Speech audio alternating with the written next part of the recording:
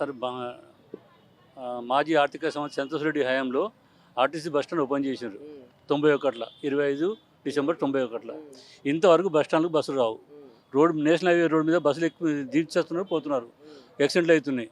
ఇది ఇవాళ ప్రజాపాలనలో ఇచ్చినాము. ఇంతమంది పనిచేసినా ఎవరు కూడా పట్టించుకోలే. దాని గురించి ప్రజల సంతకాలు తీసుకొని ఇవాళ అప్లికేషన్ ఇచ్చినాము. 33 సంవత్సరాలు సార్.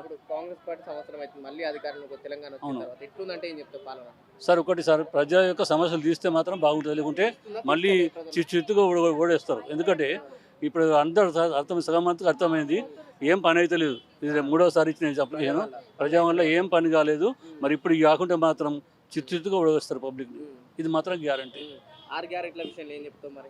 6 గ్యారెంటీలో మాత్రం ఒకటి ఏంటంటే, ఇంటింటికి ప్రజల అధికారులు వస్తున్నారు, ఏది ఎంక్వైరీ చేస్తున్నారు. మరి అంతకుముందు కూడా ఇంటింటి సర్వే చేశారు టీఆర్ఎస్ ప్రభుత్వంలో. గతంలో టీఆర్ఎస్ సర్వే అయితే ఇంటింటి సర్వే చేసినప్పుడు డేటా లీక్ అయితే అన్నారు. ఇప్పుడు వీళ్ళు కూడా సర్వే చేస్తున్నారు, ఇది కూడా డేటా లీక్ అవుతుంది. అంతే అంతే అదే అయితే సార్ పరిస్థితి. వాళ్ళంత ఏంటి, వీళ్ళంతా దొందే.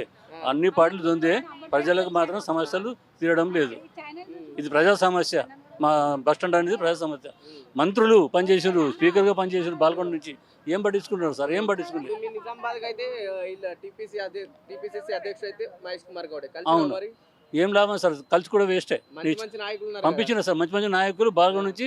మా ఆర్థిక శాఖ మంత్రి, స్పీకర్ అందరూ, రోడ్లు భవన శాఖ మంత్రి ఉన్నారు, అందరూ మాజీ మంత్రులే. కానీ ఏం కాలే, మాకు అబాధ అన్నట్టు. Thank you sir. ఎక్కడి నుంచి వచ్చినావు? నేను ఇక్కడ మాస్టర్ ట్యాంక్ నుంచి వచ్చిన. ఏంటి సమస్య ఏంటిది?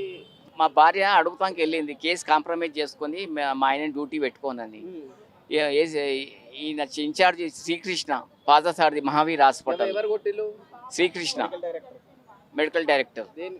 మీ ఆవిడ ఏం చేస్తుంటది? మా ఆవిడ అక్కడ జాబ్ నేను జాబ్ చేస్తుండే. మా ఆవిడ వెళ్ళింది అక్కడికి.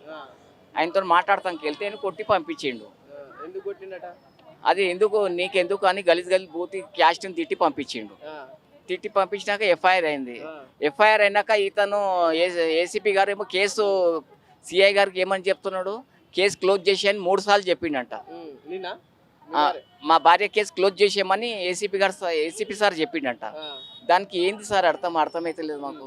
మరి ఈ సమస్య ప్రజావాణి ఇప్పుడు ఇక్కడ కంప్లైంట్ ఇచ్చే వచ్చినాం సార్. ఇది కంప్లైంట్ ఇప్పుడు రేపు మెసేజ్ వస్తుంది మీకు, డీజీపీ ఆఫీస్కి వెళ్ళండి అని చెప్పిండ్రు.